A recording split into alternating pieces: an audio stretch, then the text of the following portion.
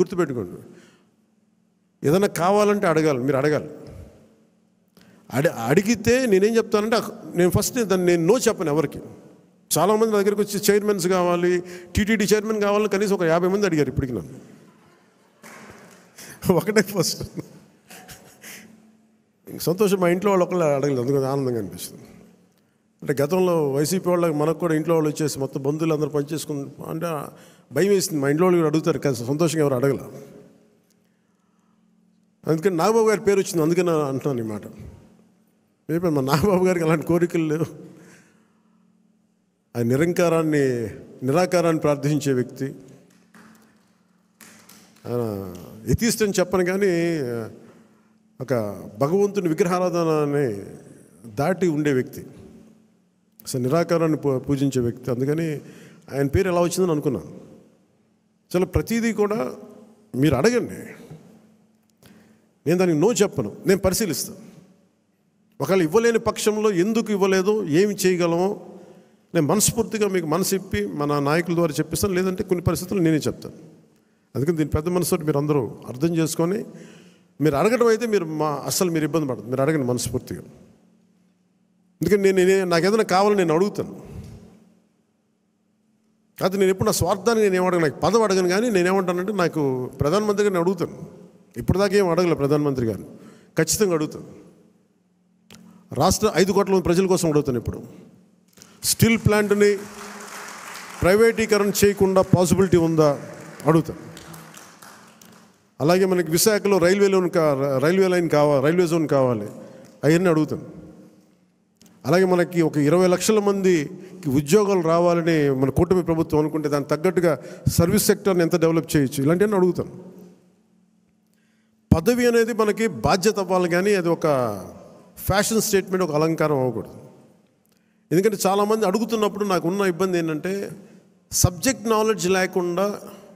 ఇప్పుడు నేను పొల్యూషన్ తీసుకున్నా, కానీ అటవీ శాఖ తీసుకున్నా, పర్యావరణం తీసుకున్నా, పంచాయతీరాజ్ శాఖ తీసుకున్నా, నేను వచ్చి ఇప్పుడు నేర్చుకోలేదు. నేను కనిపించడం మీకు పొలిటికల్గా న్యూస్ లేదంటే ఒక నాయకుడిగా కనిపించవచ్చు, కానీ పబ్లిక్ పాలసీని చాలా లోతుగా అధ్యయనం చేసి వచ్చినవాడిని నేను లాస్ట్ 20 yearsలో. ఖాళీగా ఏం లేను నేను. సో అందుకు నాకు రివ్యూస్ నాకు తేలిగ్గా ఉంది. నాకు నేను అధికారంలో లేనప్పటికీ, పరిపాలన అనుభవం లేనప్పటికీ కూడా.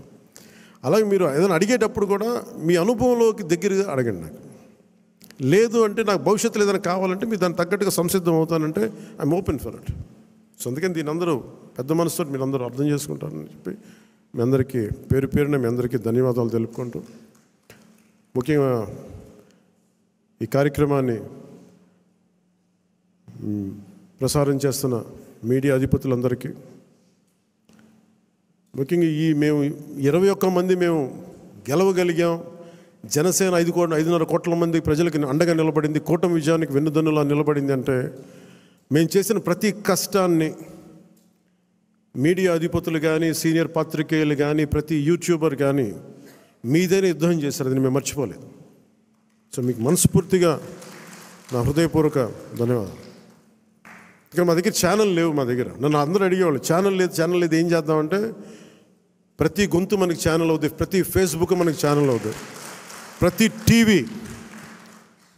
టీవీ మన ఛానల్ అవుతుంది.